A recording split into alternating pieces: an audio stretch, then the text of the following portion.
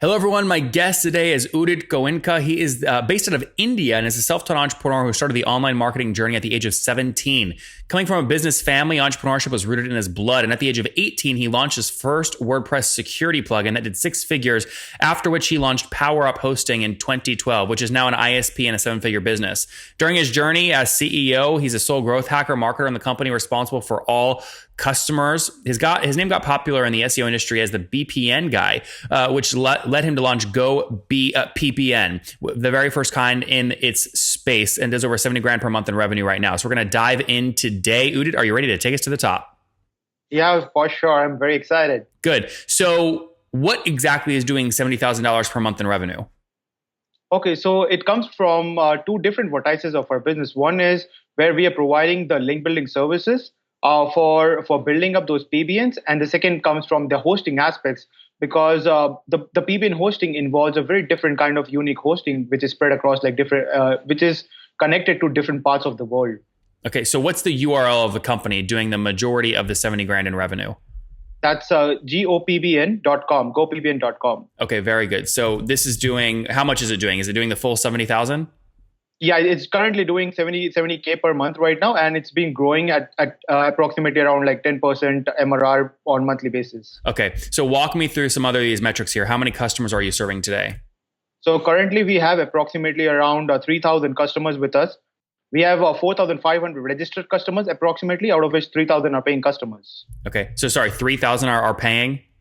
Yeah, 3,000 are paying customers, 4,500 are registered customers with us as of now for GoPBN. And if you're doing 70 grand a month from 3,000 customers, they're each paying you about what, 23, 24 bucks a month? Yeah, approx you can say, because when it comes to link building, some of the customers are quite big. So if you average out, it comes down to approximately around like 24. What's your largest customer pay you per month? So one of our largest customer right now, he's paying approximately around eight grand a month to us. Oh, wow. So almost more than 10% of your revenue. Yeah, exactly. Okay, very good. And what about churn? What's your churn today? We have a churn rate of approximately around 1.2% per month. That's gross logo churn per month? Yeah. Okay. And then, so keep going for the economics here. What do you assume lifetime value is? The lifetime value of our customer, what we assume based on our metrics, comes down to approximately around $450 to $500 approximately. And walk me through how you're getting that number. Okay, so what we do is usually we multiply the revenue that we are getting into 24 times the month, because what we have seen is, since we have such a low churn rate, and the PBN is such a business where people need it all the time, because the moment you get your website, it's basically hosting another website, which you term it as a PBN. So you do not cancel any of those hosting, because the moment you do that, it affects your ranking right away. Yep. And that is one of the reasons why we don't get we don't get that many cancellations. And even the customers who cancels with us, they always come back after like a couple of months, because they end up rebuilding their websites. So it takes them approximately around 2 months to rebuild everything and get back into the business. Got it. So you're taking 23 bucks a month times 24 months. That gives you your LTV in dollars. Yeah. Correct. Walk me through kind of growth rate. So you're at 70 grand per month today. Where were you 12 months ago in June of 2017? So we launched our application last year in April. Got it. And it was under development for almost a year and a half until then. So it's everything has happened in a matter of like a year. So you had no revenue a year ago. Yeah, not with GoPBN, because it was a brand new project that we were working on. Got it. How did you get 3,000 customers so fast then? Okay, so one of our biggest strengths is SEO, Facebook ads, and the growth hacking itself. And since I had been working as an agency as well, I've been helping out a lot of other customers as well. So we know the nitty gritty, and at the same time, I hold a good. The first company, PowerUp Hosting, has approximately around 11,000 customers right now. So out of those 11,000 customers, approximately around 6,500 customers are already SEO customers that we have. So it wasn't too difficult for us to go out and reach out to the market. Apart from that, like I said, it's very we went very aggressive with Facebook ads and SEO, which got us a lot of customers. Okay, so that ties us back into CAC. What are you paying to acquire a customer? Approximately around for FB ads right now, we are paying $2 to acquire one customer. Okay, that sounds too good to be true, because they're then paying 20 bucks a month. I can always show the screenshots to prove that. Well, I mean, is this on though a very targeted market of like 10 people, or can you spend $1 billion in that channel? No, you cannot spend $1 billion because there is only like since it's a PBN. PBN is a very specific niche. It's a sub niche in SEO. So there is only like a limited number of people that exist who are using this particular strategy, and we are mostly targeting the agencies because the agencies are the ones who are handling large number of their customer base, because most of their customers, they have no clue the strategies that are involved in SEO. So majority of the customers that we have is again like small agencies, big agencies, and then the individuals who has approximately 5 to 10 websites. So what are you spending per month on Facebook ads? So currently on Facebook ads, we are spending a gross of like $500 approximately for GoPBN, because we have acquired customers, and since the number of customers are very limited in this particular niche. Got it. So yeah. So your CAC is low, but the problem is there's not a lot of those customers. Exactly. But the customers that we acquire, the cancellation rates are very low. Oh yeah, you said 1.2% gross logo churn per month. Yeah, so you said you're spending a lot on kind of ads. $500 a month isn't that much considering your revenue. Where else are you spending money? So we are spending a lot of money on SEO. So currently we are spending approximately around $2,500 on SEO and approximately around $1,500 on content that we draft every month. So that's where majority of our funds go in. And apart from that, we also hold a lot of workshops locally. So we spend a lot of money on the workshops, and we acquire a lot of customers through the workshops as well. So where's that $1,500 you're spending on content? Where's that going? Are you paying someone on Fiverr or what? No, we have an in-house team that we have built. So we are paying our team itself who are building up the contents. Got it. How many team members?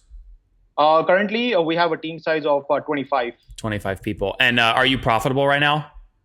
Yeah, we just went profitable. Oh, that's great. Have you bootstrapped the company or have you raised?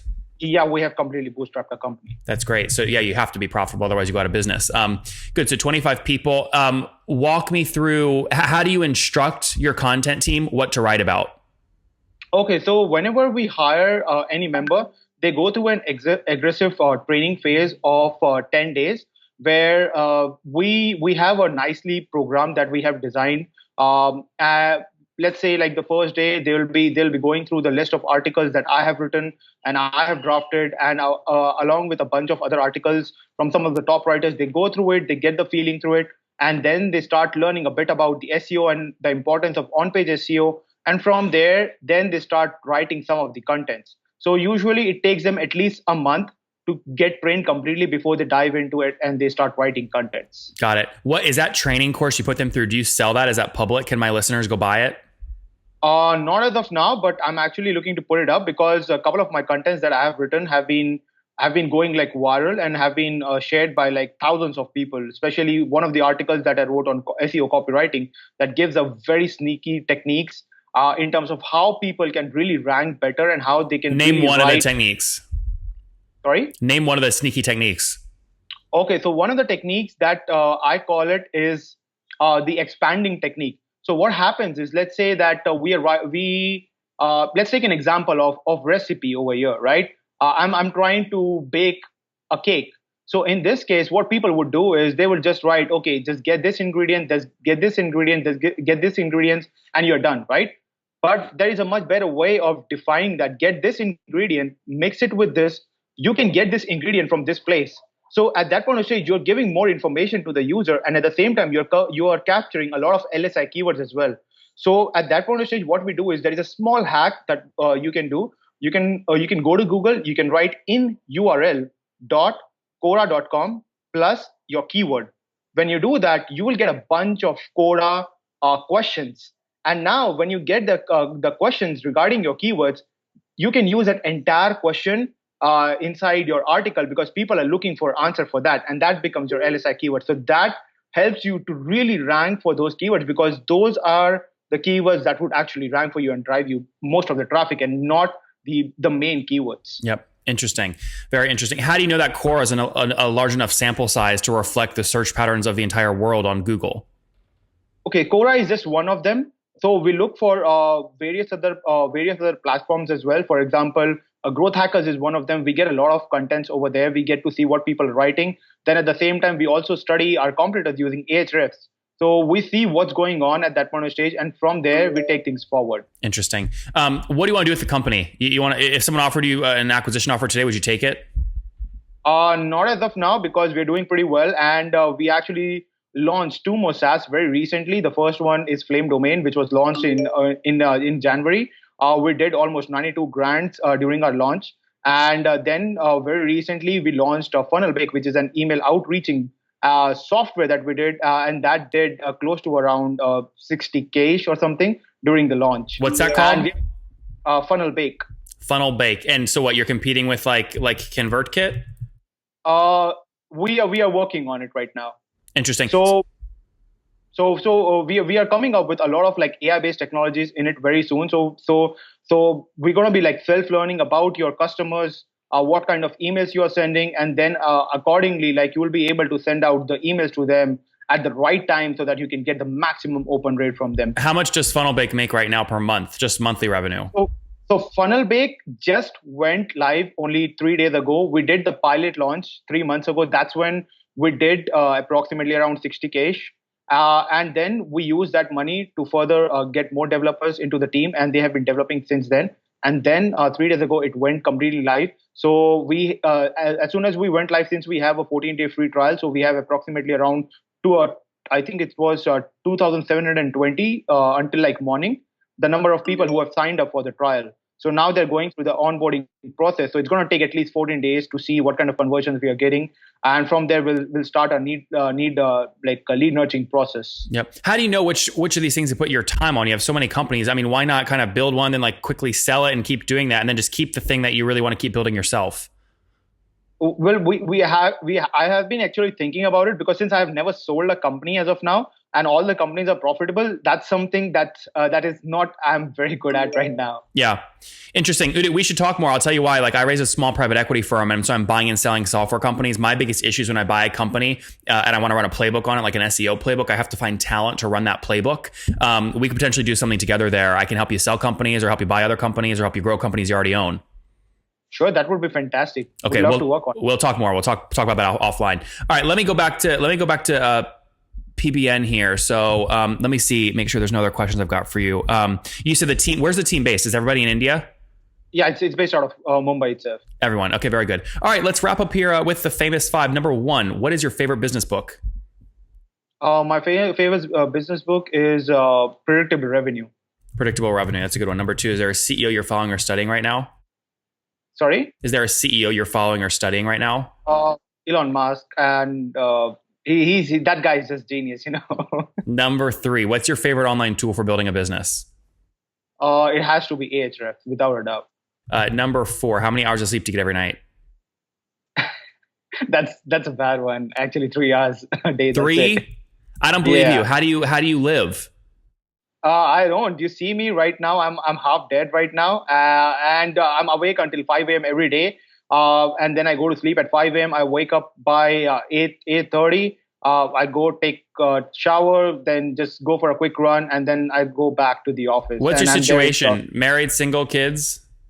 I'm in a relationship right now. Okay, so, got it. But no kids. No. Okay. Got it. And how old are you? 27. 27. Last question. What do you wish your 20-year-old self knew? If I were 20 years old new, I wouldn't make some of the mistakes that I did during my journey. For example, some of the decisions that I have taken that went bad, but that actually has helped me to be where I am today, because I learned from those mistakes. Yeah. So just tell me one thing you wish you knew when you were 20, specifically. Something that I wouldn't be. Something you wish you knew when you were 20. I wish I knew more about the offline marketing. That's one of my weak areas right now.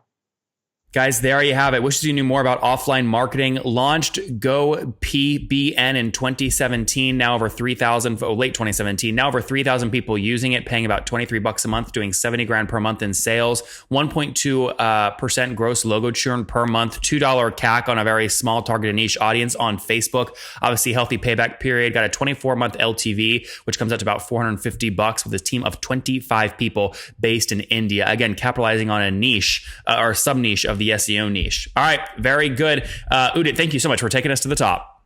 Pleasure's all mine. Thank you so much for having me.